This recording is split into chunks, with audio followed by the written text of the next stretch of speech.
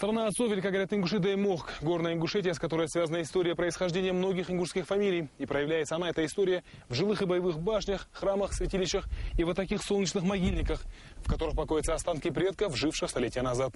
И эта родственная связь истории отцов удерживает ингушей в этих местах. Я объездил Славянские горы, объездил Уральские горы. В общем, считаю, что весь Советский Союз. Но во всех местах побывал. Славянские горы тоже очень большие горы. Но красивее, как наши горы в Ингушетии, нигде нет.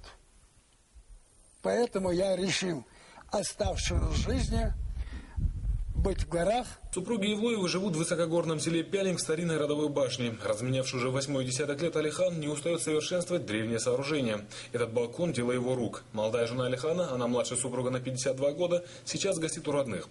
Поэтому чаем и медом собственного производства гостей поучует сам хозяин дома.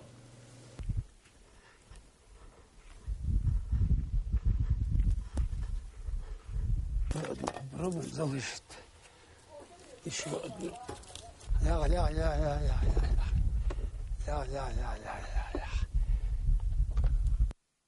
Как гостей приглашают за стол чай пить с медом, с горным цветовым медом.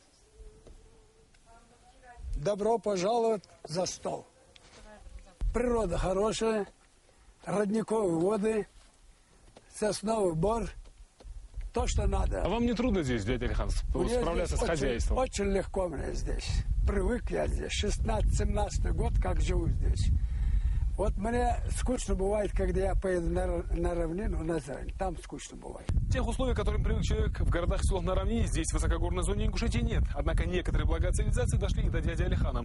Это и спутниковая антенна, и генератор для выработки электроэнергии, подаренный ему на день рождения пограничниками.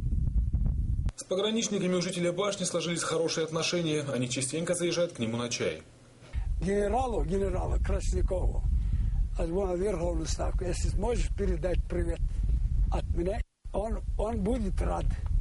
Он проводил эту дорогу, много сделал доброго здесь. Но я надеюсь, что генерал Красников увидит ваш привет и будет этому очень рад.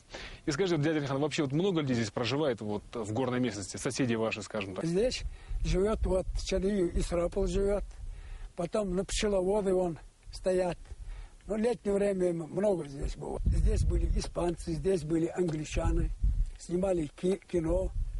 Ну а своим-то тем более надо быть здесь. Здесь история в каждом камне. И в селе Пялинг можно не только увидеть красоту горной Ингушетии, но и почувствовать связь поколений и времен, воплощенную в древних постройках. Камни много увидали, много. Горько увидали, но и хорошо увидали. Сейчас в данное время нормально. Жизнь мне, конечно, тянет. К этим камням тянет, к этим горам тянет. И лично, как я говорю, решил, чтобы мне завещание похоронить здесь, в этих горах.